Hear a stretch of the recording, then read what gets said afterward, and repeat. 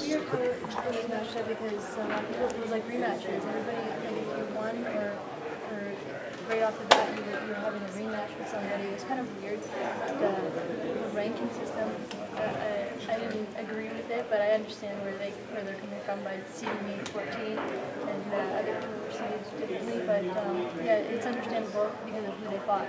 But I was kind of upset about it at first. But I mean, 14 is kind of crazy for you to be number 14. When you heard it, what was your immediate reaction? Was it something like I need to prove to them that I'm not 14, or was it I shouldn't be ranked this way, or was it all bull to you?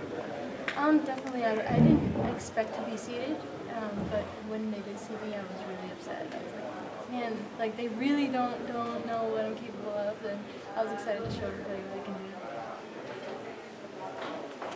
As the only Canadian really in the house and representing the country, how does that feel for you going in as one of the Canadian female strawweights and representing that country? I'm excited. I'm excited to be the only female Canadian on that show, and right now they're going out in the UFC for 115 weight class. It's exciting, but hopefully there can be more of us, and hopefully I represent Canada very well. And of course, you've been training a lot with Strong Style in Cleveland. That's with Jessica Hai and also Stephen Miocic. Well, obviously not with him, but how has that been going for you, and how much have you worked out with them in advance of the finale? I've been trying to get there as much as I can. It's kind of a 3-hour drive. But Jessica Hai is awesome. Her whole team has been really good to me. She's got amazing stand-up, and I'm hoping to build my stand-up with her. I'm trying to get there as much as I can, but I'm also training at Michigan Top Team with Karen Cruikshank and Dean, who's my main coach there. It's been exciting, and I'm hoping that you guys will see a huge improvement for my next fight. And how about in the home base in Canada? Are you still training out of Windsor at all? No, actually, I am in my mom's basement. We have some mats set up, and my jiu-jitsu coaches, which they started me in all of this, and they're the reason why my jiu-jitsu is as good as it is. I really believe in them, and they've still been helping me every day, or as much as they can in my mom's basement. Being that seeded competition, being the number 14, making it all the way to the semifinals right now, and having Rose up ahead of you, going into this fight, basically, what was the key focus for you? I knew she was going to come out with kicks. That's what I was focusing on, because her last two fights she came out with kicks like crazy. So I was focusing on that a lot, and just focusing on what I can do. That's my main way of training, and my main way of going into a fight is what I can do to the opponent, not let them dictate what I can do. Talking to other people who've done the past tough seasons, it seems like they talk about it like it was a prison sentence, being in the house that long and having to be isolated that long. How was it for you now as you look back? It was definitely a prison sentence. I love the experience. Like I love, training with those coaches and all the different people I met, and just seeing where I stand.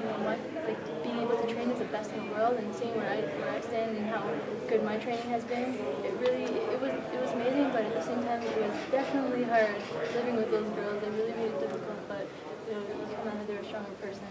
Did a feeling of dread set in after practice was over and you think, okay, now we're going back to the house again? Yeah, definitely. Every day it was like, it sucks because you go through all that stress and like the conflicts and stuff, and then you have to go home to them. It really sucks, but. Is it worth it? It's definitely worth it. Yeah, I would not take it back. I would definitely do it all over again if I had to. But it's back then. But right now, if they ask me to do it again, I don't know. I'd have to rethink it. What was the worst and the best thing in the house, though, if you could choose? The best thing would have to be being able to see where I stand. I went into that house thinking, underestimating myself kind of. Just thinking these girls are all Invicta and they're all amazing and they're the best in the world. Do I really fit in? And coming out of there, I came out with a lot of confidence in myself. That was the best thing. The worst would have to be the way people behaved. It was really sad to see that grown women are acting like children, and hopefully people see that and learn from it and think before they act next time. Watching watching on TV, whatever you guys recorded, is it different for you? Do you like the edition of the show? Watching it, like, there's a lot of things that I didn't get to see, you know, from the other gym's point of view.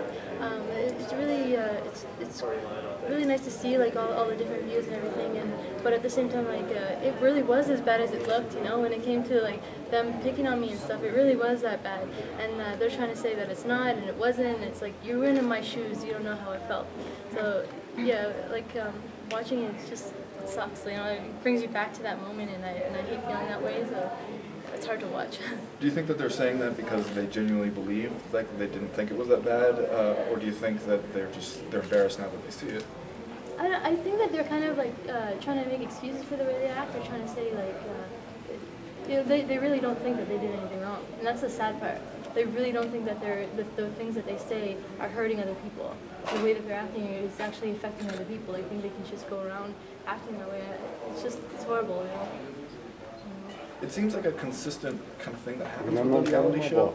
Why do you think that is? I mean, do you think that they are selecting some personalities to try and get that end result, or do you think it's something about the environment? I think taking away the TV, taking away phones, taking away all that stuff really brings out people's personalities, and then really brings out people's weaknesses as well. I think when people, like, sometimes they just feel threatened by someone, they feel that they need to attack them somehow to get them off their game, or, you know, something like that. It really brings out people's personality, and they have nothing else to focus on, so they're going to form a group and just have something, you know, to occupy their time with. Did it make you want to fight anybody more when you had to deal with them picking on you? It's like, I need to get in the cage with. Was there any particular person that you want to get in the cage with that you didn't get a chance to? That I didn't get a chance? There's a lot of people there that I want to fight. I want to fight each one of them one by one, but, you know, the one person I really wanted to fight was Felice, because of the way she kept going on, you know, and then I got a chance to, and you could really see, like, how angry I was going in there, and you know, but it made me more focused, it made me more determined to go for what was in my mind, which was to take her down and submit her right off the bat. So was it bad for her to kind of get under your skin in a sense then, because she kind of pissed you off and made you come out and finish it? Yeah, people think that, you know, you don't know how the other person's gonna react. They think they're gonna do that, and I'm gonna, you know, be worried going into the fight. It just makes me stronger. It makes me want to, you know, be even more. Thanks, everybody. Thanks for being here. Thank you.